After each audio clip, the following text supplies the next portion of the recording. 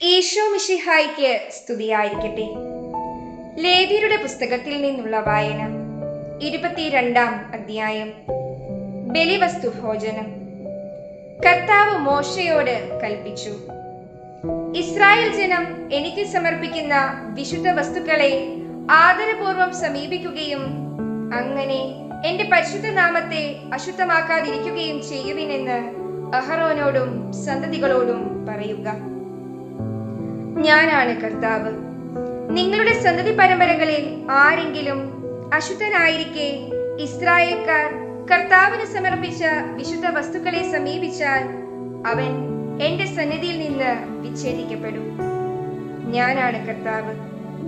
അഹ്റോന്റെ വംശത്തിൽപ്പെട്ട ആരെങ്കിലും കുഷ്ഠരോഗിയോ ബീജസ്രാവക്കാരനോ ആണെങ്കിൽ അവൻ ശുദ്ധനാകുന്നതുവരെ വിശുദ്ധ വസ്തുക്കൾ ഭക്ഷിക്കരുത്.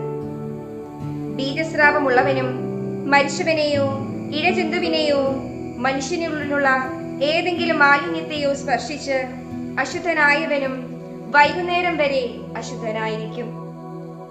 സ്നാനം ചെയ്തല്ലാതെ അവൻ വിശുദ്ധ വസ്തുക്കൾ ഭക്ഷിക്കരുത്. സൂര്യൻ അസ്തമിക്കുമ്പോൾ അവൻ ശുദ്ധിയുള്ളവനായിരിക്കും. അതിനുശേഷം അവന് വിശുദ്ധ വസ്തുക്കൾ ഭക്ഷിക്കാം. എന്തെന്നാൽ അത് അവന്റെ ഭക്ഷണമാണ്. ചത്തതോ കാട്ടുമൃഗങ്ങൾ കൊന്നതോ ആയ ഒരു മൃഗത്തെയും ഭക്ഷിച്ച് അവർ മാലിന്യമേൽക്കരുത്. ഞാനാണ് കർത്താവ്. പാപം ചെയ്യാതിരിക്കുന്നതിനും വിശുദ്ധ വസ്തുക്കളെ അശുദ്ധമാക്കി മരിക്കാതിരിക്കുന്നതിനുമായി അവർ എന്റെ കൽപ്പന അനുസരിക്കണം. കർത്താവായ ഞാനാണ് അവരെ വിശുദ്ധീകരിക്കുന്നത്. അന്യർ ആരും വിശുദ്ധ വസ്തുക്കൾ ഭക്ഷിക്കരുത്. പുരോഹിതന്റെ അടുക്കൽ വന്ന് വസിക്കുന്നവനോ കൂലിവേലക്കാരനോ അത് ഭക്ഷിക്കരുത്. എന്നാൽ പുരോഹിതൻ വിലയ്ക്ക് വാങ്ങുകയോ അവന്റെ ഭവനത്തിൽ ജനിക്കുകയോ ചെയ്ത അടിമകൾക്ക് അത് ഭക്ഷിക്കാം. പുരോഹിതന്റെ മകൾ പുരോഹിതേതര കുടുംബത്തിൽ വിവാഹിതയായാൽ അവൾ വിശുദ്ധ വസ്തുക്കൾ ഭക്ഷിച്ചുകൂടാ. എന്നാൽ പുരോഹിതന്റെ മകൾ വിധവയോ ഉപേക്ഷിക്കപ്പെട്ടവളോ ആയി സന്തതികളില്ലാതെ യൗവനത്തിൽ എന്ന പോലെ പിതൃഭവനത്തിലേക്ക് തിരിച്ചു വരികയാണെങ്കിൽ പിതാവിന്റെ ഓഹരി അവൾക്ക് ഭക്ഷിക്കാം. അന്യർ അത് ഭക്ഷിച്ചുകൂടാ. ആരെങ്കിലും അറിയാതെ വിശുദ്ധ വസ്തു ഭക്ഷിച്ചു പോയാൽ അതിന്റെ വിലയുടെ 1/5 കൂടി ചേർത്ത് പുരോഹിതനെ ഏൽപ്പിക്കണം. ഇസ്രായേൽ ജനം തങ്ങളുടെ കർത്താവിന് സമർപ്പിച്ച വിശുദ്ധ വസ്തുക്കളൊന്നും പുരോഹിതൻ അശുദ്ധമാക്കരുത്. വിശുദ്ധ വസ്തുക്കൾ ഭക്ഷിച്ച് തങ്ങളുടെ മേൽ അകൃത്യത്തിന്റെ കുറ്റം വരുത്തി വയ്ക്കരുത്. എന്തെന്നാൽ കർത്താവായ ഞാനാണ് അവയെ വിശുദ്ധീകരിക്കുന്നത്. കർത്താവ് മോശയോട് അരുളി ചെയ്തു, അഹറോനോടും പുത്രന്മാരോടും ഇസ്രായേൽ ജനത്തോടും പറയുക, ഇസ്രായേൽ ഭവനത്തിലോ ഇസ്രായേലിലെ പരദേശികളിലോ ഉള്ള ആരെങ്കിലും കർത്താവിന് ദഹനബലിയായി നേർച്ചയോ സ്വാഭിഷ്ട കാഴ്ചയോ സമർപ്പിക്കുമ്പോൾ അത് സ്വീകാര്യമാകണമെങ്കിൽ കാഴ്ചവയ്ക്കുന്നത് മാടുകളിലോ ചെമ്മരി ആടുകളിലോ കോലാടുകളിലോ നിന്നെടുത്ത ഊനമറ്റ ഒരു ആൺമൃഗമായിരിക്കണം. ന്യൂനതയുള്ള ഒന്നിനെയും കാഴ്ചവയ്ക്കരുത്. അത് സ്വീകാര്യമാവുകയില്ല.